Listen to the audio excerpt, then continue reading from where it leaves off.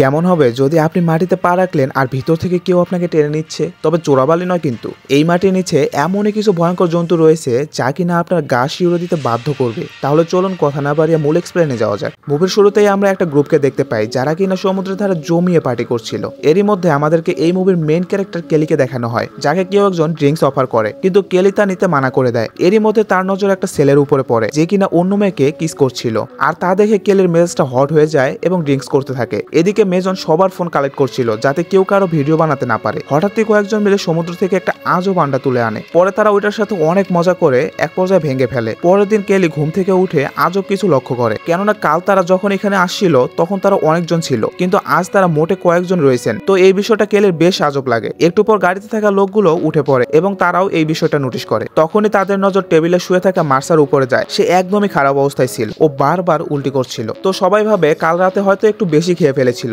তাই কেউ বিষয়টা সিরিয়াস না নিয়ে বরঞ্চ মজা করতে থাকে। এরই মধ্যে কেলি আরো কিছু একটা নোটিশ করে। যখনই একটা পাখি এসে মাটিতে বসে, তো মাটি থেকে কিছু একটা এসে পাখিটাকে মাটির নিচে নিয়ে যায়। এসব কিছু দেখে কেলি দৌড়ে যায় আর অসুস্থ মেয়ে মার্সাকে মাটিতে নামতে নিষেধ করে, কিন্তু মার্সা কোনো কথা না শুনে মাটিতে পা দিতেই কিছু একটা তাকে নিচে টানতে শুরু করে। বাকি সবাই ভাবতে থাকে কি এমন হয়েছে। মার্সা তখন ব্যথায় চিল্লাতে থাকে। ওর এমন অবস্থা দেখে গাড়ি থেকে একটা ছেলে যায় তাকে বাঁচাতে, বাট কিছু দূর যেতেই ছেলেটাও আটকে যায় আর মাটির ভিতর থেকে গাছের শেকড়ের মতো কিছু একটা বের হয়ে ছেলেটাকে মাটির নিচে নিয়ে যায় এবং খুব বাজেভাবে ওর মৃত্যু হয়ে যায়। এসব দেখে বাকি লোকেরা তো শকড হয়ে যায়, এও কখনো পসিবল নাকি। তখন মেজর সবাইকে শান্ত হতে বলে আর বলে, দেখো কাল আমরা অনেকেই ছিলাম, এর মানে তারা মাটিতে ছিল বলে মারা গিয়েছে, আর আমরা যারা কিছু একটার উপরে ছিলাম তারা এখনো বেঁচে আছি। এরপর আমাদের এক মোটা লোককে দেখানো হয় যে একটা ড্রামে ফেসেছিল। সে ড্রামে ছিল বলে সে এখনো বেঁচে আছে, তবে সে এই মাটি রাক্ষসের বিষয়ে কিছুই জানে না। তার একটু আইডিয়া নাই যে এতক্ষণ এখানে কি হয়েছে, কারণ সে এতক্ষণ ওই ড্রামে ঘুমিয়েছিল, তাই সে কিছুই জানে না। তবে তাকে এখান থেকে অন্যদের বের করতে বলে, কিন্তু কেউ রাজি হয় না। মোটা এখনো ভাবছে তারা হয়তো তার সাথে প্র্যাঙ্ক করছে। তবে মোটার কথায় কেউ কান না দিয়ে তারা সবাই কালকের ওই ডিমটাকে নোটিশ করে। তারা অনুমান করে হয়তো এই ডিমের জিপটাই মাটিতে গিয়ে তাদের হত্যা করছে। তো পুরো শিওর হওয়ার জন্য কেলি বাস্কেট থেকে একটা খাবার এনে মাটিতে ফেলে দেয়। এতে তারা বুঝতে পারে